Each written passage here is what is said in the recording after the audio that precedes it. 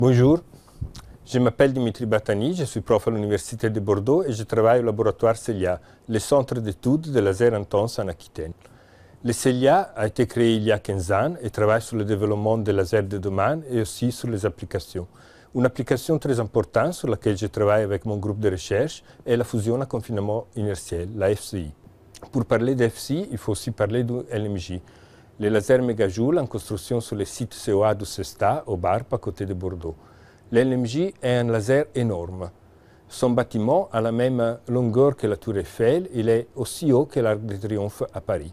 Avec ces 176 faisceaux, il va pouvoir irradier une cible avec 2 mégajoules d'énergie, 2 millions de joules. Ça ne dit peut-être pas grand-chose pour les non-initiés, mais il faut considérer qu'un laser d'un bon labo comme le CELIA, le laser ici, développe 0,1 joule sur cible. L'LMJ a démarré les opérations cette année avec un nombre réduit de faisceaux et l'objectif d'arriver à 176 qui rendra possible les manipes des FCI. Un des objectifs de la création du CELIA était aussi de faire le pont entre la communauté académique et les COA et LMJ. Pour répondre à cette question, il faut regarder de plus proche qu'est-ce que c'est la FCI. La fusion est la source d'énergie du Soleil et de toutes les étoiles. Dans les étoiles, les atomes d'hydrogène fusionnent pour donner des atomes d'hélium. Dans cette réaction, on dégage une quantité énorme d'énergie. Ces réactions se passent de façon naturelle sur les étoiles, mais pas sur Terre. Pour les déclencher, il faut comprimer la matière à 1000 fois la densité du solide et la chauffer à 100 millions de degrés, c'est-à-dire recréer les conditions des étoiles. Avec les lasers mégajoules, on pourra faire ça. Comment ça se passe en pratique? Il faut prendre une cible sphérique de deutérium et de tritium, deux isotopes de l'hydrogène, en conditions cryogéniques, c'est-à-dire en glace d'hydrogène.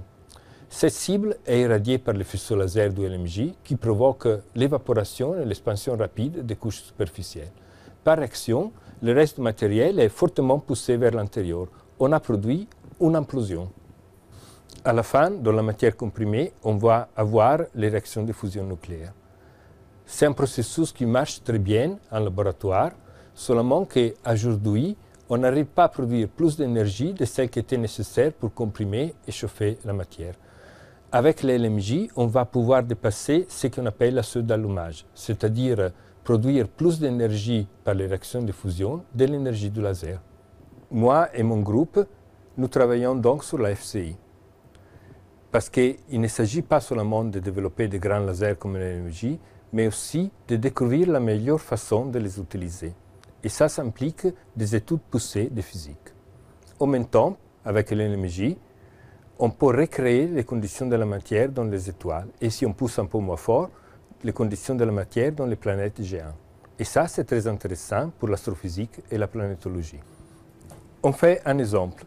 On considère des planètes comme Uranus et Neptune dans le système solaire, qui sont faits pour la plupart par des matériaux comme ammoniac, eau et méthane, qui sur Terre sont des isolants.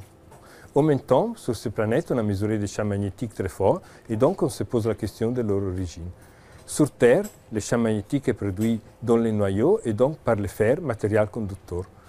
Donc, les astrophysiciens se sont posé la question, est-ce que dans les conditions typiques d'Uranus et Neptune, l'eau peut devenir métallique? Maintenant, ça fait vraiment bizarre de penser à l'eau comme un métal, mais nous avons fait des manips et on voit que dès qu'on augmente la température et la densité, l'eau normalement transparente, ça devient opaque et finalement réfléchissant, donc peut-être métallique. Ce type de manip peuvent être préparés par des lasers plus petits, comme ici le laser Eclipse de CELIA. Ici, on fait des manips qu'on appelle pump and sonde, donc c'est-à-dire qu'on divise le laser en deux, une première partie pour chauffer la matière et la deuxième partie pour la sonder. On peut sonder la matière directement par le laser, ou on peut utiliser le laser pour créer une source de rayons X impulsés, très brève et très intense, et sonder la matière avec ces rayons X.